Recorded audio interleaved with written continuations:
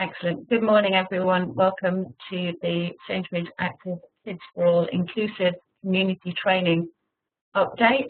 My name's Sarah Milner. I'm the Inclusion and Diversity Lead at Sports Coach UK. Welcoming you all this Friday morning to an update session.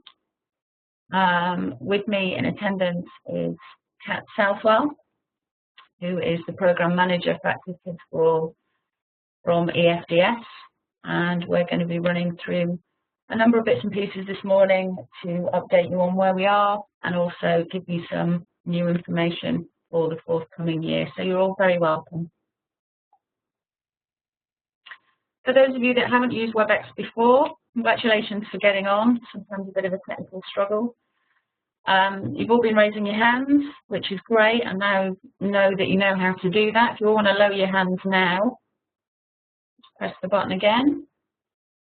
Brilliant, very compliant lot. If anyone does have an urgent issue that they want to flag, then please raise your hand. Otherwise, what I would ask is if you have got any questions as we go through, you put them in the chat box. Whoever's not speaking will keep an eye on the questions. If they're relevant at that time, then we will raise them and answer them as quickly as possible. Otherwise, we may very well leave it until the end. We'll see how the session goes. Hopefully they're quite informal. Unfortunately, both Kat and myself are going to be speaking to a screen for the next half an hour, 40 minutes, but then we will open the floor for further questions. Everyone is on mute, so if you are trying to talk and getting frustrated, you're not being heard because you are muted. And as I've mentioned already, we are recording. Okay, so just to go through the purpose once again of why you're here. We're going to run through some more information just to reinforce who the audience are for the Inclusive Community Training Programme. There have been teething problems in terms of getting hold of the right audience. So what Kat's going to do also is give you some tips for engagement, ensuring that the right people are getting on the programme and are benefiting from the training that we've developed. Also give you an idea around how you can actually develop the graduates from the inclusive community training into workforce development within your area, so whether that be coaching, leadership or assisting. And also give you some top tips in terms of booking workshops. We've now got a serious number of workshops coming through our workshop booking centre, and we are getting a few frequently asked questions, so I'll be running through some answers to that. We're also going to be sharing some existing good practice, so there's some really, really great work going on out there, and thank you very much from myself and Kat for all the hard work that you've put in so far. We just want to share some good practice and give you some more ideas. So I'm now going to hand you over to Kat. Good morning, everyone. Can you hear me, Sarah? I can, yeah. Fantastic. Good morning. So for those of you who don't know me, Sarah's already introduced. But I'm Kat Southwell. I work for the English Federation of Disability Sport, and I lead on the Active Kids for All programme at EFDS, and so work very closely with Sports Coach UK on it. Now I know, looking at the list of attendees, I recognise most of your names, but just to make sure you're still there, just going to ask a few quick questions, and if you can raise your hand if it applies to you. So you can raise your hands if you're kind of familiar with the inclusive community training.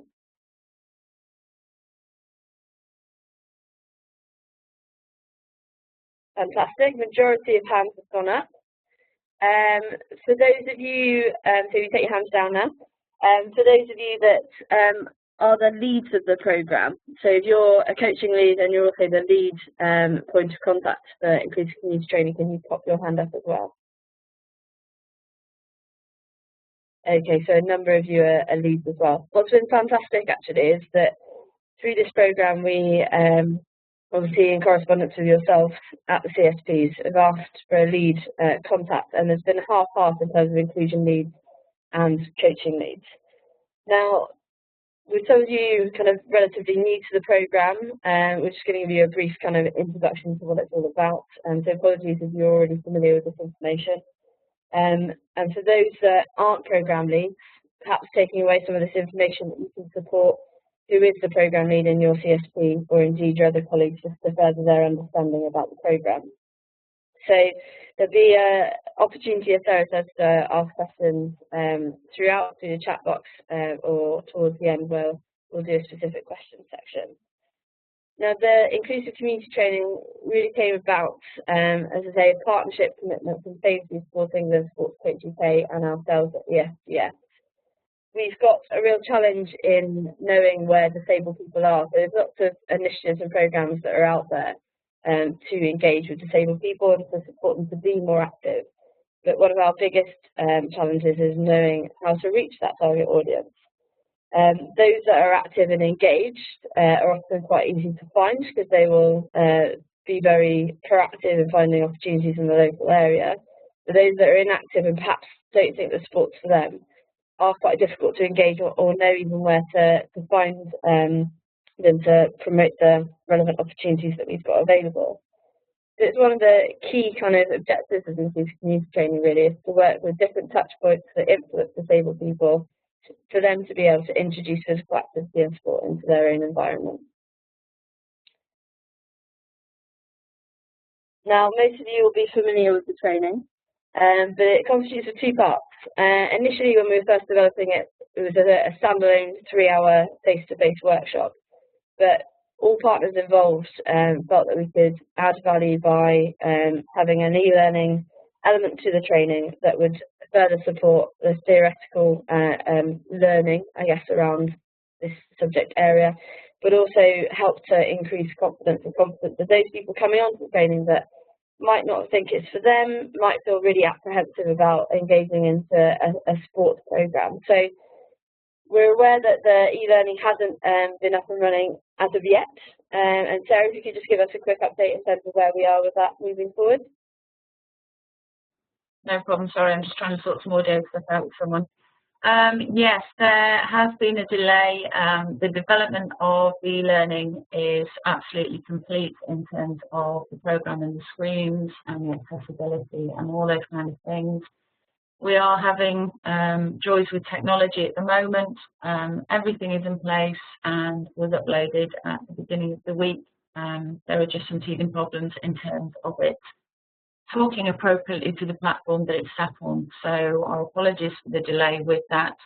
I am hoping that by the end of today, I'm going to have some really great news and we will be able to send out further information for you to let you know that it's all up and running, but it is imminent. So hang on to your hats and apologies once again. Thank you. We've had some really positive feedback about the training today, which is fantastic. And the structure of the training will hopefully best utilise time available. We know that volunteers and the audiences that we want to connect with are very tight in terms of time, and it enables us to deliver it locally, again, so we can reach a wider audience group. Now, we've spoken about target audience and the feedback that the coaching leads have provided the CNMs at Sports Coach UK and the inclusion leads have provided the engagement team at EFDS is that in some areas it's been a bit of a challenge because this represents a new group to work with the County Sport Partnership. For others it's well established, but just wanted to focus on this target audience. So the trainings for those that support disabled people, what does that mean? We've narrowed it down to kind of 3 criteria really. So firstly, they represent a community-based group or organisation where the primary focus is not currently as a sport or physical activity provider. That they have direct contact with disabled people, and most importantly, that they have the opportunity to introduce physical activity and sport to disabled people. What we don't want this training to be is another thing that goes on to a CV and sits there and isn't used. What we're really interested in is the impact of this training on getting more disabled people more active. So we've been looking to work with a number of different organisations. So I thought it would be useful just to give an example of some that have been engaging with at a local level and at a national level. So at national level, we've been starting to work with the Guides Association, youth groups, local Lions clubs, MenCat volunteers and staff, physio networks, college staff. So there's a real range of different audiences within the community and youth sectors that we've been working with. as well as trying to engage with Age UK, some adult service organisations, as well as disability specific charities and organisations. What I want to stress is that this programme isn't just about young people. Now, I know a lot of the feedback's come back around the branding, and being Active Kids for All, it's quite difficult to sell a message to the adult organisations that you're working and supporting. There are ongoing discussions in Sport England about how we can provide some parallel branding to this programme, so that we look, there's a focus on the Active Kids for All, but also some other material that will very much focus on the inclusive community training, hopefully making your jobs easier in terms of promoting that to some adult groups within your local area. What I wanted to stress that this training isn't for teachers. There's been some areas that have looked to deliver to special schools and mainstream schools. There is a sister programme to this called the Inclusive PE Training, a programme that also I manage at EFDS. Now, whilst we use the same tools, so we still use the inclusion spectrum and STEP, and the fundamental principles are the same, the Inclusive PE course looks to apply those within a very curriculum context. So it is a different course. So I just stress that whilst we're encouraging people to use this with perhaps college audiences, there is in discussions now with the Association of Colleges who are really keen to look to deliver this to their network.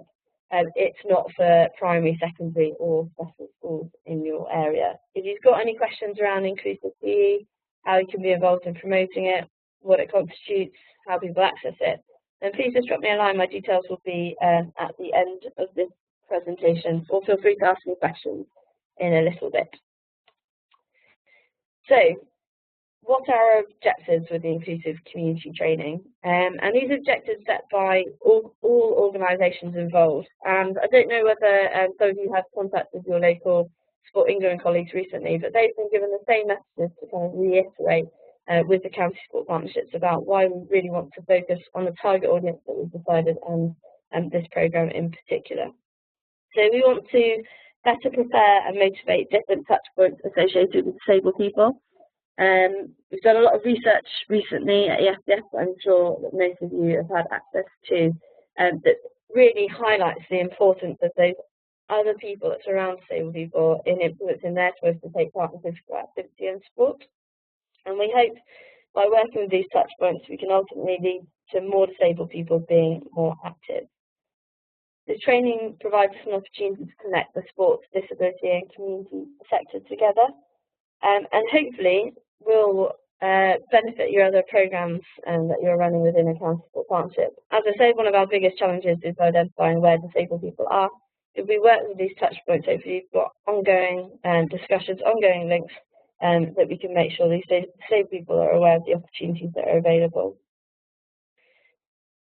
The outcomes, as mentioned above, introduction of physical activity and sport within own environment led by familiar faces. Again, we know by research that this is an important first step into accessing physical activity and sport for those that perhaps don't see sport for them, are inactive at the moment, or may have had a negative experience in the past. What we want to do is to increase the awareness of opportunities within the local community. So these different touch points, whilst we want them to introduce the idea and concept to the disabled people that they work with, we really want them to become advocates of what's happening in the local area. So the products, the programmes and resources that you have available at the County Sport Partnership, how can we get that group of people to start shouting about them and selling their benefits? Outreach to delivery. So you'll be aware, obviously, that we work through yourselves as local registered partners. We've had, last year, we had probably about 27 county sport partnerships, so we're actively delivering on behalf of the programme partners in this project. This year we've had a number more come through, so I think we're up to about 35 out of the 45 county sport partnership areas. Some have said at the moment they don't necessarily have the capacity to support this area of work, to which ourselves, Sports Coach UK and Sport England will be working with them moving forward. However, we will look to identify perhaps some other appropriate organisations at our local level to deliver. So hopefully you would have seen the expectations of CSP delivery for this year. We'll go through them at the end of the presentation and opportunity to ask any questions just to clarify. We're also working with a series of national partners. So at a local level, there's been great examples of promotion to local partners, local networks. It's been fantastic. And we're also trying to replicate that at national level. So I mentioned earlier about our links with the Guides Association, the Association of Colleges, and we've had some really positive response from the YMCA centres. And we're connecting in with a children's physio network. We have a network of approximately 2,000 physios, each who have links to between 100 and 150 young disabled people that they connect with over the course of a year. So again, a really good network to which that we can kind of reach our beneficiaries. We're also going to work with some national delivery partners. So those partners that have the ability to reach the target audience. The one in particular we're focusing on at the moment is street games. So we'll be working with street games and their local providers to deliver this training. We've got a number of street games tutors that are now part of the tutor network. And it's fair to say, and I'm sure Sarah will touch on it later, we've now got, I think 60, is it Sarah? 60 tutors that are trained. Thumbs up from Sarah. So 60 tutors that are trained, all with fantastic experience and such a diverse group that hopefully the courses that are being delivered at a local level, you'll really kind of appreciate the skills of the tutors that are delivering. And we've brought on some of the street games tutors to support that network as well. So they'll be delivering in local area. One of their objectives as an organisation is to increase the number of disabled people accessing doorstep clubs, and this gives them an opportunity to engage with new partners in which to kind of fulfil that objective. We will obviously notify areas if there's any sort of crossover. So if we're working for street games in London, for example, we'll be in touch with London Sport and Interactive to make sure they know where we're focusing our kind of delivery through street games, and it's addressing a gap as opposed to duplicating any efforts of the county sport partnership. So in practice, what's been happening, what's worked well, and I noticed through the list of people attending this WebEx, there are some examples I'm going to take from delivery that you guys have done. So we found that targeted specific workshops work best. So those that are closed, those that are delivered to a specific group in your local community have tended to have been the best received and also well attended and I guess easier in terms of logistics to set up that training. Those that have been termed as open courses, Sportscoach UK, EFDS, and obviously the county sport partnership involved have been in promoting that opportunity to people in the local area, but those tend to be less well attended, it's fair to say. Utilise existing resources. So between Sportscoach UK and EFDS, we've got the CNMs and the engagement team that are here to support in terms of the delivery of this programme at a local level. We've got a number of resources that are available. So the REACH database, the engagement guides that we've shared with the inclusion leads at the county sport partnerships, and that has a list of organisations and charities in the disability sector that are in the local area. Engagement toolkit, again, a resource produced by EFDS around the different types of disability and community organisations that are out there that can help us extend our reach to disabled people. There's groups like .community, which is an online disability database that has lists of opportunities available for disabled people in the local area. So that might provide a list of contacts and networks that could perhaps benefit from this training. We've also got connections in with perhaps your health and wellbeing boards in the local area, and local authorities have shown more and more interest in this programme. We receive at a national level a lot of interest now coming through from local authorities about the training. They have connections to children and adult services and other organisations, as you know better than I do. But as I say, they've had a real kind of surge what seems like of interest into this program. You've also got ourselves, so you'll have contact from Sarah, you would have spoken to me perhaps, or my colleague Chloe. So if there are any questions or any concerns, or you want help in connecting with a particular audience, then please let us know. Moving forward, we've just commissioned a piece of market research that looks to identify the real key motivators of the groups that we want to engage in this training. So what do we know about them? Who influences them? How do we market a piece of training like this to that particular group?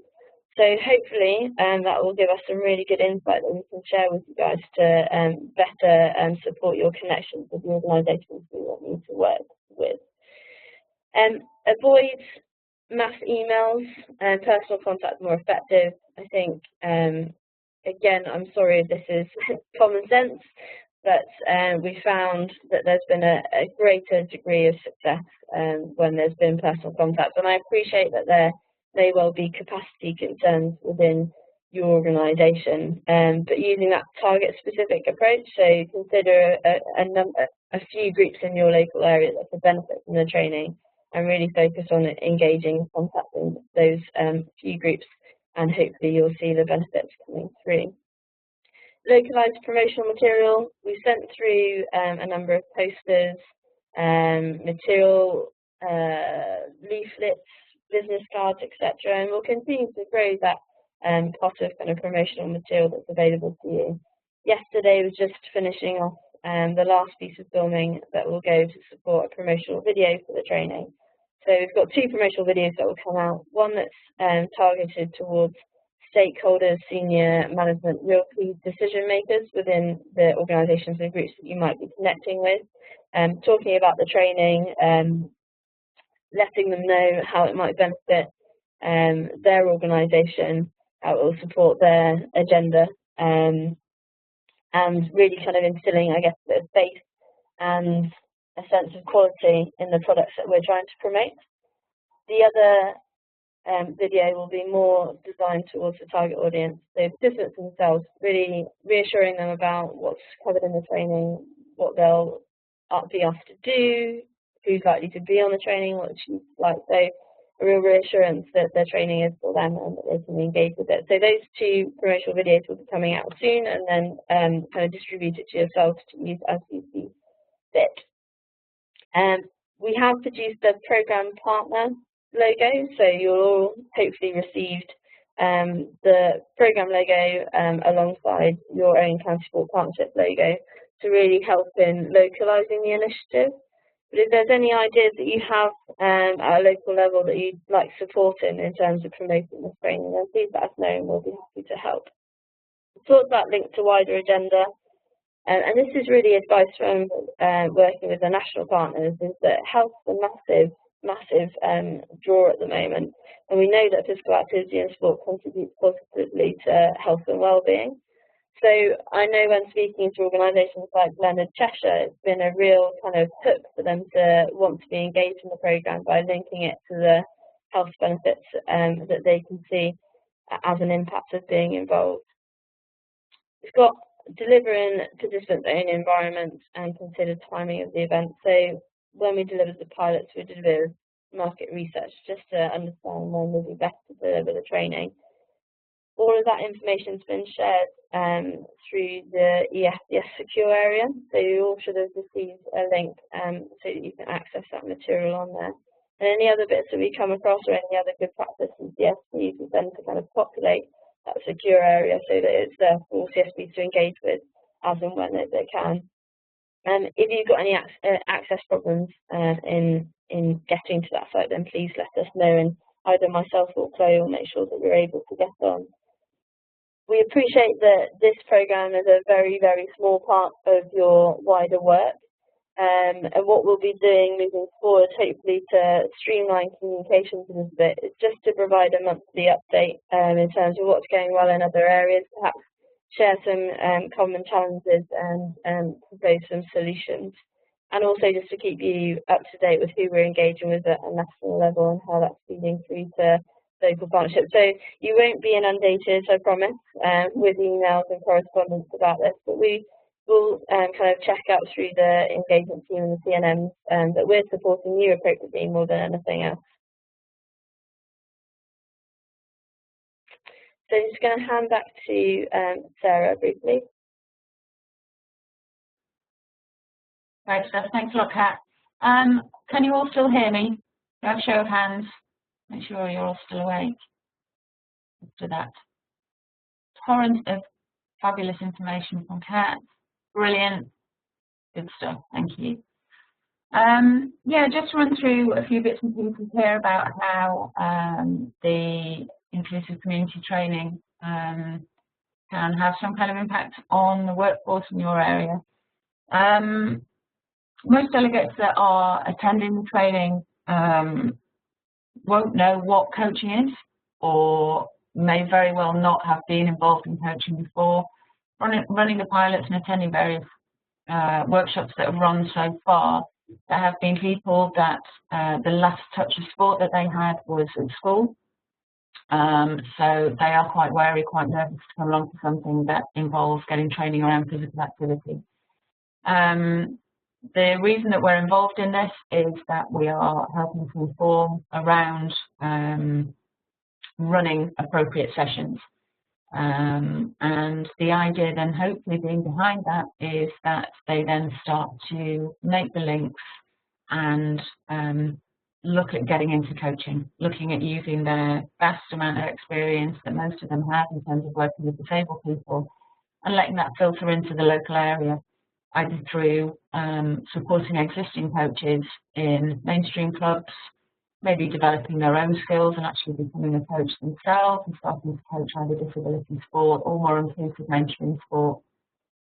At the moment, I think it is fair to say that not a lot of these community links exist, and a lot of these organisations work in isolation from county sports partnerships, which is obviously why there are problems in terms of engagement. So once that engagement's made, these people are going to be incredibly invaluable to be able to support existing coaching workforce and hopefully be able to develop their own skills as well. As I mentioned, most of the people that are attending the workshops will already be very much aware of working with disabled people, either in a disability-specific group or in some kind of group that involves working with disabled people. And obviously having access to people with this kind of knowledge and experience will help widen the pool of knowledge and experience in your coaches and your leaders and people that run sessions within your own local area. So they're a great source of information, knowledge, experience to tap into wider than just this program, wider than just this training program.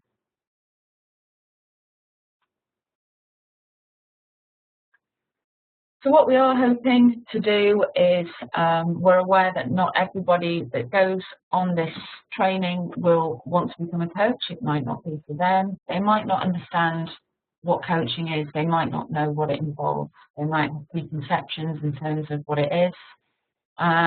So really, your role and the role of the training as well is to help break down those preconceptions, those myths, and really give people a helping hand if they do actually want to get more active, more into coaching. So just a few tips here, I suppose. Again, some of this is just common sense, but to just reiterate it to hopefully help that next step on.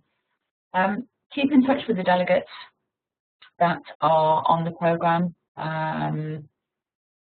Keep informed as to those delegates that are on the training, that are going through it, that are showing interest, that are asking questions, that want to develop more. Make sure that you keep in touch with people and just ask them. Hopefully you'll be at the workshops as well, or a representative from your organisation will be at the workshop. So while you're there, engage with the people, ask them if they've ever thought about getting into coaching, ask them what they think coaching involves. You'll be there hopefully to break down those barriers and try to get people interested. Get them to create links into local clubs They don't have to be disability-specific clubs. They can be mainstream clubs that you know are working in an inclusive way. Or maybe some clubs that have expressed an interest in working in an inclusive way, but actually don't know where to start. Maybe some of the coaches have already been on disability awareness courses, disability training courses, but they maybe just need that next step, that mentoring, albeit informally, that support from somebody that has experience of working with disabled people, but doesn't necessarily have the coaching experience. They can both learn from each other within the clubs. Maybe look to run a social event, remembering again that these people aren't aware of sports development, they're not aware of technical jargon that's used, they don't necessarily understand, as I say, about coaching unless they've had their own personal experience. So look at maybe getting a group of people from the training together with some people from clubs, coaches, workforce managers, whoever, and get a social event together. Look to run the first steps into coaching, look to answer questions. Just try and create positive, engaging experience so that people can get as much information as possible. Got leadership opportunities down there. Coaching might not be for them, but maybe going down the leadership pathway might be more appropriate to them, maybe due to their age or actually what they're wanting to get out of sport from here. As I've mentioned as well, try and link them in with local clubs to try and get experience for themselves, but also for the clubs to get experience and knowledge through the people that have been on the Active Kids for All training, trying to get their learning as well. Provide information. Kat's already mentioned about the Active Kids for All leaflets, the information about what the workshop involves. I'm going to now try and share my desktop with you. So on here you will see this is the EFDS webpage, which has loads of information about the programme and loads of really useful links in here. You can enter the Inclusive Community Training.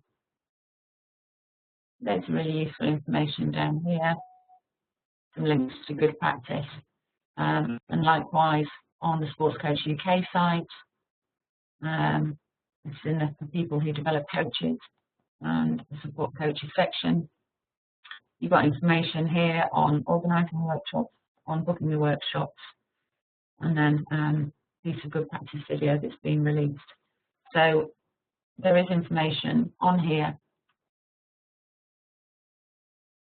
that can help provide more information, as Kat's already mentioned. EFDS are more than happy to help you develop your engagement, and also with Sports Coach UK linking in with the coaching network managers. We have one for each Sport England region, CSPs, the coaching leads know who they are. So we're more than happy to help support you in terms of workforce development.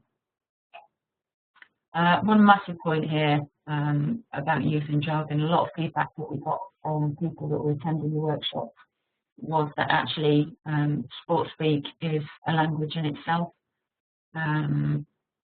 We do tend to overflow situations, so I think plain speaking is always the way forward, especially if we're looking to create a positive experience and get more people into sport and into coaching as well.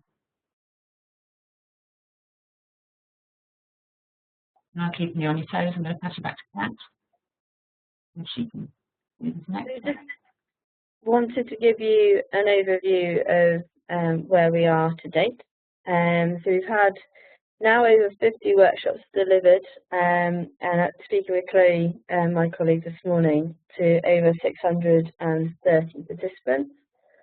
We have got extremely high targets around this programme. I think Sarah would agree, she's smiling in the picture there. But what we're reassured all the time, and what we're continually pushing, is that it's quality over quantity. So we've got a real kind of interest in what happens next to the Inclusive Community Training graduates, and the importance for us that it makes a difference in terms of more disabled people being more active. Mentioned earlier, we've had really positive feedback on the training to date, and what we're able to do is we ask for the different roles that participants are in, or what they're coming to the training, which hat they're wearing. And we're able to kind of break down the feedback we get per role type. So we're able to see which different groups are benefiting certain sections at certain times. The area that we know that we need to strengthen is around the signposting piece. So that's probably the only section that's come back where participants feel that they don't necessarily go away with enough information about the local opportunities. And so there'll be things that we'll be doing moving forward from a national perspective to support county support partnerships in selling those local opportunities. But I can really just want to kind of stress the usefulness, I guess, of attending, even if it's that, like the last 20 minutes of the Active Kids School workshop, just to support that signposting section. It's a real good opportunity to make some good links with those that are in attendance. Rich, hand up. Let me just take him off mute. Rich, did you have something to say, or is your hand just up?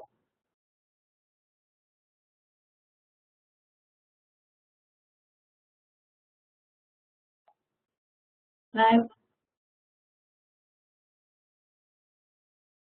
Okay, maybe if you put something in the chat box and we'll come back to you.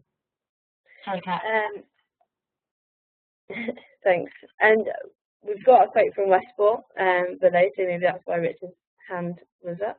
But there has been really positive feedback that's come back from a number of county support partnerships about the opportunity to make new partners through this programme. So, an example in Greater Manchester, and working with One Side Youth Zone, and now they've got an ongoing relationship as a result of the programme being able to, you know, I guess, bring them around the table. So, an opportunity for CSD to extend their offer to partners in the local area. Sarah? Back again. Yeah, just to run through a couple of bits and pieces in terms of the feedback that we've had around workshop bookings. In terms of number of delegates that go on workshops, we've set a minimum of 14, a maximum of 22 delegates. I know that there have been questions in terms of can we book more people than 22 onto a workshop. If I'm honest with you, no. 22 is already a pretty high number. Certainly for this audience who may not have a lot of experience in what we're trying to achieve. We want to make it as positive an experience for them. The tutor workforce that we have obviously are very experienced tutors, but we need to make sure that the tutors can get around and support all the delegates that are on the workshop. So a maximum is set at 22. By all means, please create a waiting list. We all know that, unfortunately, for some reasons or another, delegates do drop out at the last minute. So if you have a waiting list and contact details, then hopefully you can fill that space at the last minute. If not, then just put another workshop on for the extra people that want to come along. As Kat mentioned, we've got enough places for 10,000 delegates on workshops, so run as many workshops as you want to run. We'd be more than happy to support that. In terms of when you actually book your workshop, please book it as soon as possible. If you want to book a workshop for March next year, then we would welcome that with open arms. As Kat mentioned, we actually have 58 tutors that are now raring to go. We've done 3 separate tutor orientations that have all gone really well. We've got really high quality tutor staff that we're really excited to release out to you. But obviously they are people with busy lives. Tutoring is predominantly their second job, so we need to book people in as soon as possible. So even if it is for February, March next year and beyond, please put your booking through so that we can confirm the first date to you and confirm a tutor to you as soon as possible. Further relation to tutors, I'm just going to try and share my desktop again. I can't actually, because I'm not. Hang on. There we go.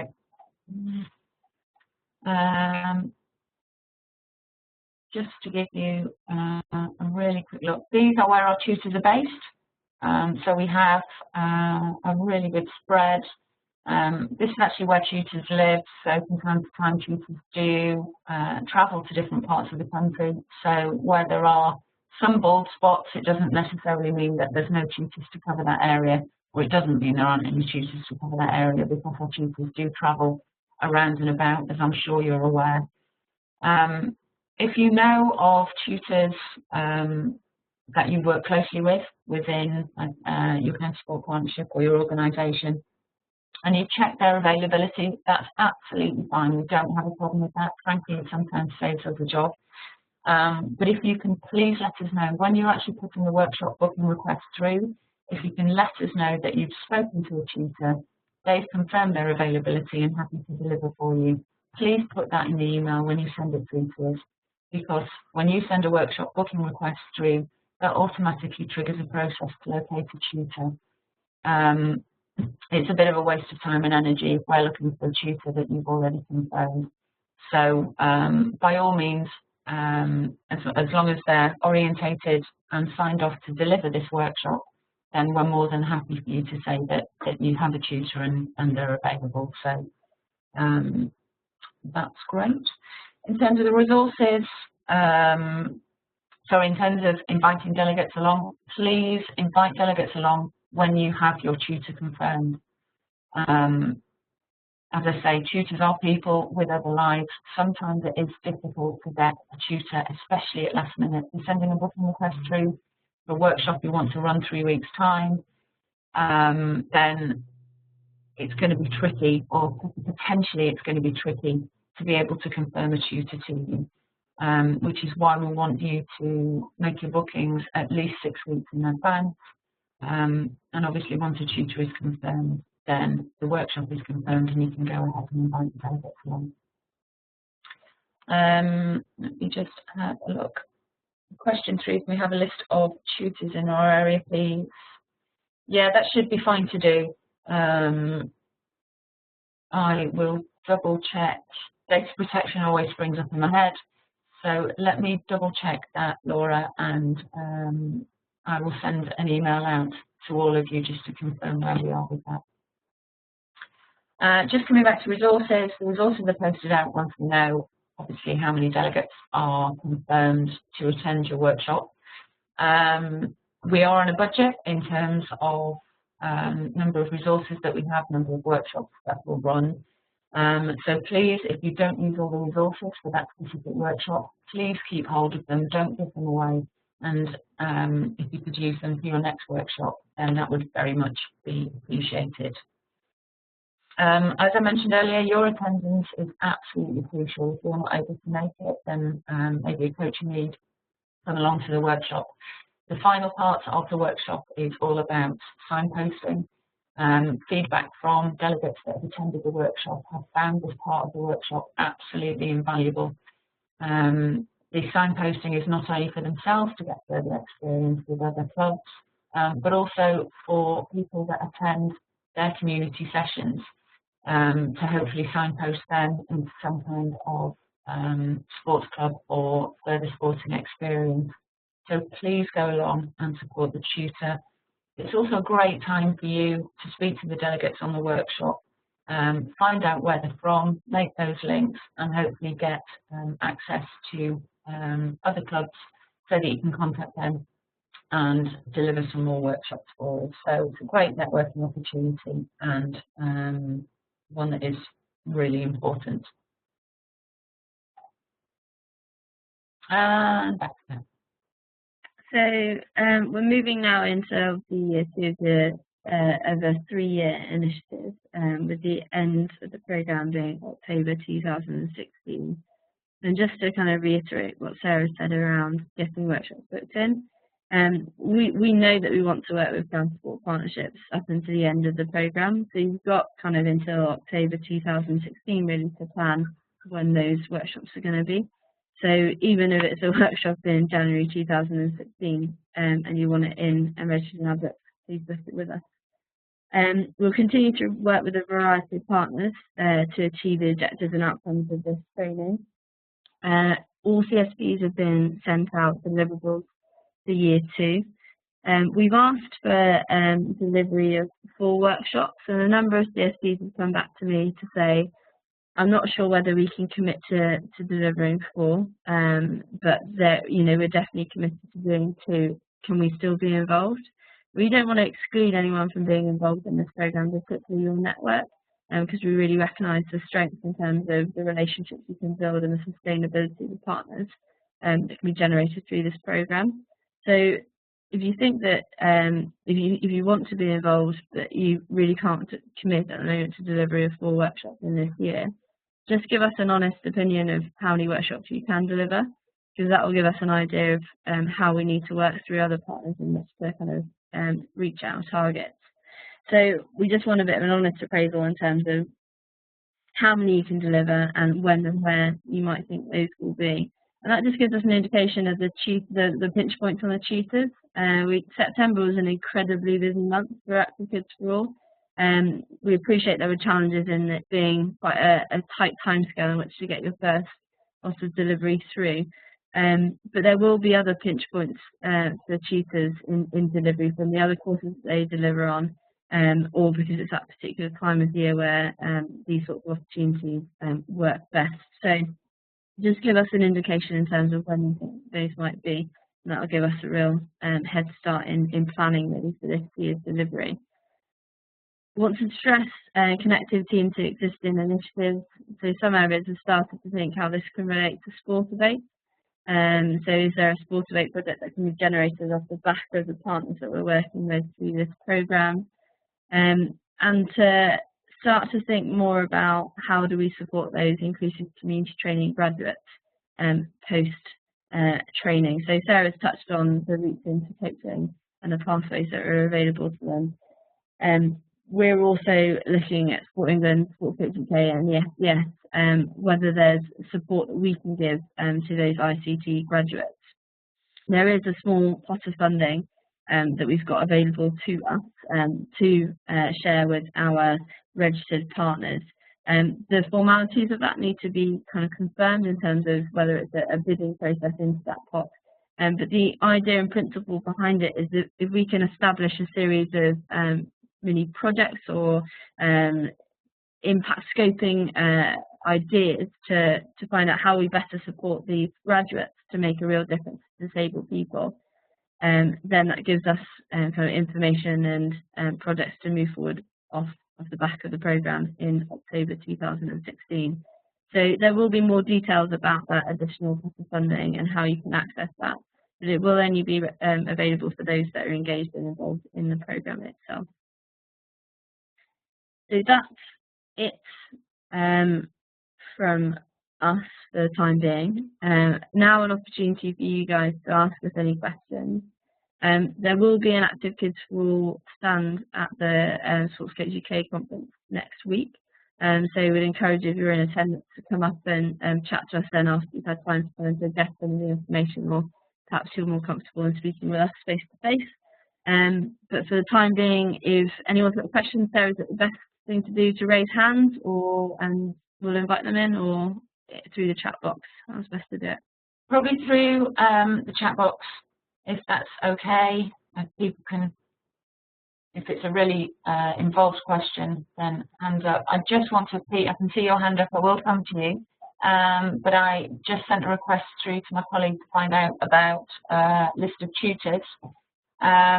Just to share this with you, which I can't, seamless this is. On the Sports Coach UK website, we have a list of, again, sportscoachuk.org. If you go into for people who develop coaches and workforce, you'll see a link down here to profiles. We're trying to get all our tutors to add profiles on. This is done by region. So what you will see here is a list of all the tutors that deliver Sports Coach UK titles sorry Gary for picking on you, but you'll see here Gary Richardson is an active Kids for All tutor. And that just gives you some more information. Obviously, we can't put contact details down there, but it may very well be that you know this person through your own network. So that just lets you know who the tutors are that are delivering these titles. I do believe we wouldn't be able to share personal contact details with the tutors. So if you don't know who they are, then we do have a very robust process in place in terms of identifying local tutors and contacting them and getting back to you. So have a look on the workforce profiles list and see if there's any tutors there that you recognise, and then feel free to contact them about delivering the workshop. If not, then we'll just follow a normal process and identify tutors for you. Pete has asked a question. Can we use ICT for universities and leadership academies? Kat? It goes back to the original kind of 3-point criteria that brought up at the beginning. So when we've been asked at a national level around leadership in university students, for us that's fine if they've got an opportunity to introduce the practices in support for disabled people. So if they're doing it just as part of their course, just to increase their knowledge, but there's no way of implementing that those skills after they've received the training, then for us they're not the right group for this. But if they've got a local group that they're supporting, or perhaps an initiative that's been driven either through the Leadership Academy or through the university, where they will be able to apply these skills directly after, then they're most welcome to kind of benefit from the training. Rosa Pansy, has that answered your question? Splendid. Okay, does anybody else have any other questions? I'm going to open your mic up. Richard's got his hand up again. Rich, are you there?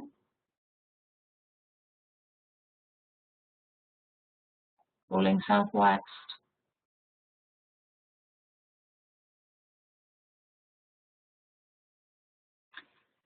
Question from Rich,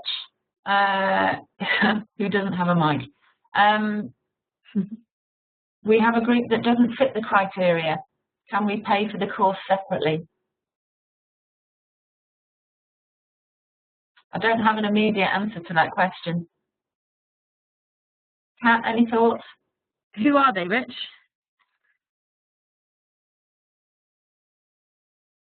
You think he's typing? Leadership Academy group.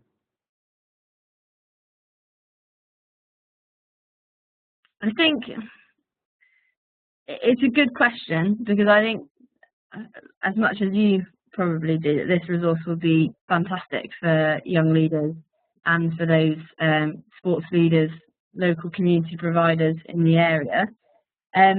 We've got to maintain the focus on our target audience and the critical factor of whether they've got an opportunity to introduce this activity and support for disabled people. So we've got to be really careful that that message isn't blurred. And as soon as we start to sway from that, I think that there could be challenges and conflicts. Now, it's worth mentioning that we're working with Sport England all the time to update the feedback that we get through from CSPs about the target audience. Perhaps I know that Lucy in Northamptonshire, for example, they've done a fantastic amount of work in engaging with disability sector organisations and community sector organisations. And there's a concern that perhaps throughout the course of this year that we might reach a point where there are no other people in the area to connect with that would benefit from the training, to which we're feeding back that information all the time to Sport England to see whether we can expand that group as we go through the course of the project. I know that doesn't answer your question at all, and I've skirted around the issue. And it's something we can raise again with Sport England next week. I know that we have started to do some pricing around the project. It's national lottery funded, as you know, so no partner organisation can make profit from the initiative, so everything has to be at cost. So that's something that we've started to look into, but as I say, can't confirm either way at the moment until perhaps the end of next week after we've had further discussions with Sport England. It also helps to inform what audiences are out there in terms of Sports Coach UK provision. So I suppose the short answer then is that not at the moment, Rich, because of the funding constraints, but we are aware that that audience exists, and currently, as you mentioned, there's no outlet for delivery. So bear with us, I would say. Okay, I'm going to draw this to an end now. As I mentioned, it will be recorded and the links will be put both on the EFDS and Sports Coach UK relevant web pages that I've shown. If anybody has any further questions in terms of engagement or the programme as a whole, then please contact Kat.